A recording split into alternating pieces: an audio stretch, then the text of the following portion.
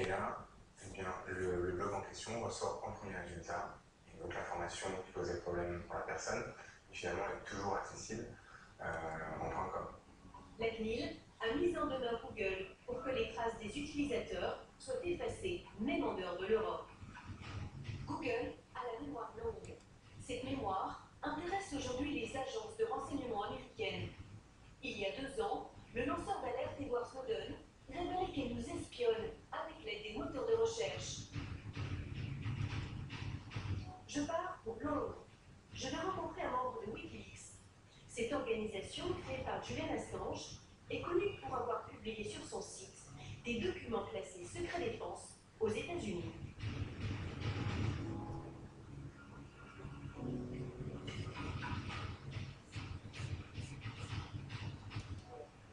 À Londres, un homme m'a donné rendez-vous dans un lieu plutôt inattendu. L'ambassade d'Équateur. Menacé d'extradition vers les USA pour espionnage, Julian Assange y a trouvé refuge il y a 3 ans. Son porte-parole, Christine Arpson, vient le voir toutes les semaines. Comme souvent après chaque visite, il vient saluer les quelques irréductibles qui viennent apporter leur soutien. Alors, ça fait du bien de savoir que nous avons des soutiens. C'est très important pour Julian Assange de se sentir entouré. Cet ancien journaliste d'investigation à la télévision islandaise est porte-parole de Wikileaks depuis 5 ans. Une fonction exposée et sensible. Il y a 6 mois, il a eu une grosse surprise sur sa messagerie Gmail. Google l'informe d'avoir transmis toutes les données personnelles de son compte Gmail à la justice américaine. La justice a demandé à avoir accès à tous les mails que j'ai envoyés et reçus. Les brouillons des mails et même les mails que j'ai supprimés. Elle voulait aussi savoir où j'étais connecté avec mon compte. J'étais vraiment sous choc quand ils m'ont prévenu. C'est une invasion de ma vie privée. Cette perquisition virtuelle a été faite à la demande de la justice américaine car elle poursuit Wikileaks pour espionnage. Mais la justice a exigé que cette perquisition menée il y a 3 ans reste secrète. Google vient seulement d'informer Christine alors que ces données ont été transmises en 2012. Si j'avais su immédiatement que mes données personnelles avaient été saisies, j'aurais pu me défendre tout de suite. Je trouve que le secret dans cette affaire est vraiment très inquiétant. On sait que la justice a aussi demandé à Twitter de ne rien dire. Mais Twitter a contesté et ils ont finalement obtenu le droit de me prévenir sans attendre. Selon lui, cette affaire est révélatrice de la collusion de Google avec les autorités. Google affirme avoir résisté à la demande de la justice américaine. Mais nous pensons qu'ils ne se sont pas battus très fort. Nous connaissons plutôt bien cette entreprise, et depuis longtemps. Et nous ne serions pas surpris qu'elle ait tout fait pour garder les meilleures relations possibles avec les autorités américaines. Christine n'est pas le seul concerné. L'an dernier, 50 000 comptes Gmail ont été transmis à la justice et à la NSA, l'agence de renseignement américaine. Des données personnelles largement collectées, des traces difficiles à effacer, des comptes Gmail espionnés à notre insu.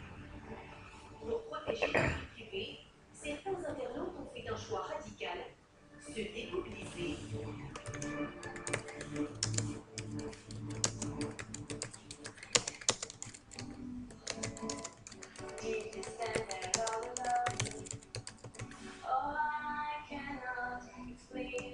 Même quand elle chante, Alexia ne veut plus se passer de son ordinateur.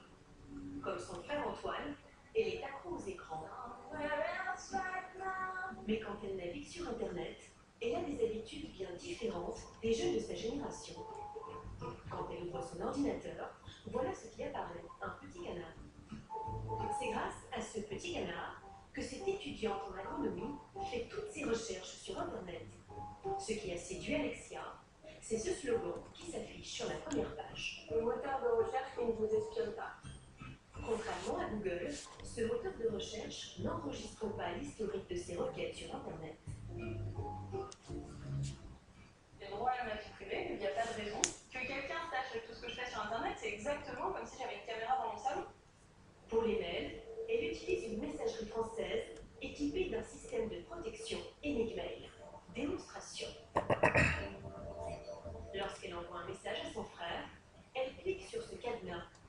Quelques minutes plus tard, quand Antoine le reçoit, voilà ce qui apparaît. Là, le texte incompréhensible, c'est le message que Alexia vient de m'envoyer. Il est illisible. On ne peut obtenir aucune information de ce texte. Pour pouvoir le lire, il doit entrer un mot de passe que lui a donné sa sœur. En un clic, le message est déchiffré. Mais contrairement à Google, ce service n'est pas gratuit. Avec Google, on paye avec nos données, sans vraiment en avoir forcément conscience, sans savoir vraiment ce qu'ils vont en faire derrière. Mes données ne concernent que moi, j'ai pas envie de marchander ma vie privée. Donc moi j'ai préféré choisir de payer avec de l'argent, c'est pas énorme, c'est 3 € par mois.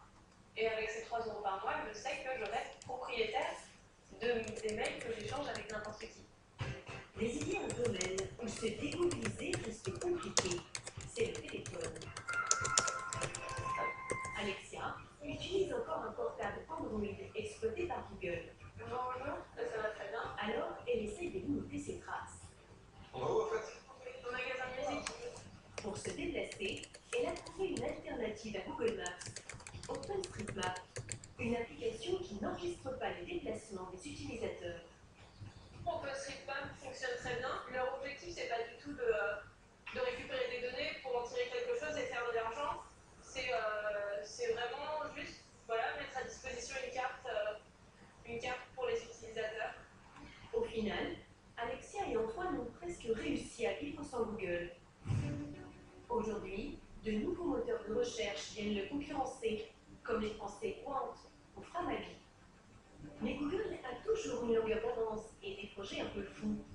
Envoyer des montgolfières, connecter la planète à Internet, faire rouler des voitures sans conducteur, créer des robots intelligents, des lunettes interactives, et pourquoi pas nous rendre immortels.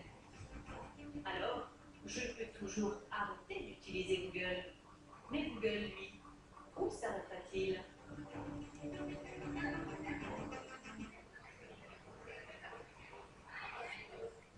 Sophie, à l'issue de votre document, on se demande comment Google a pu prendre autant de place, comment a-t-il pu s'approprier un tel espace? Alors, il faut savoir qu'en Europe, Google représente 90% de parts de marché. C'est énorme, c'est beaucoup plus qu'aux États-Unis, où il représente 70%.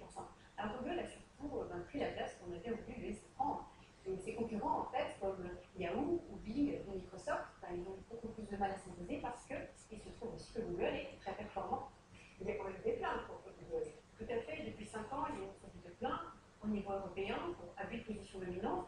Il faut savoir que Google a une armée de lobbyistes et ils sont assez malins pour pouvoir utiliser tous les recours possibles et faire traîner les dossiers. Et puis, Sophie, il y a eu cette information dévoilée au cœur de l'été. Google est devenu une filiale d'une société appelée Alphabet. Comment l'interpréter?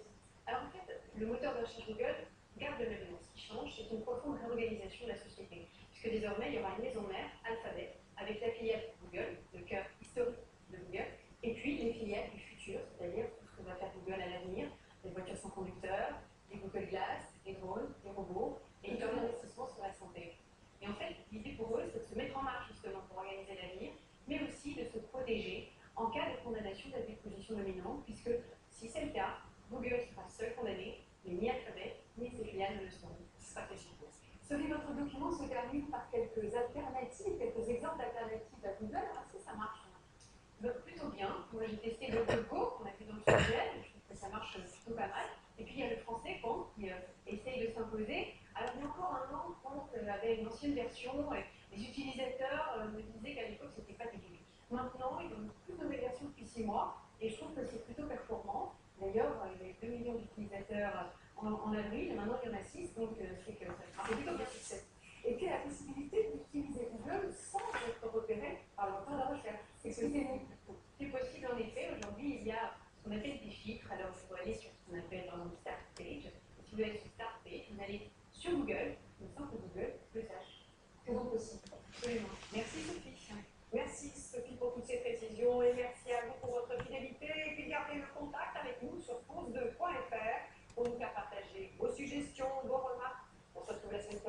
un numéro inédit d'Envoyé spécial. D'ici là, Guylaine, un autre rendez-vous. Oui, et c'est samedi 14h, mon envoyé spécial, le magazine.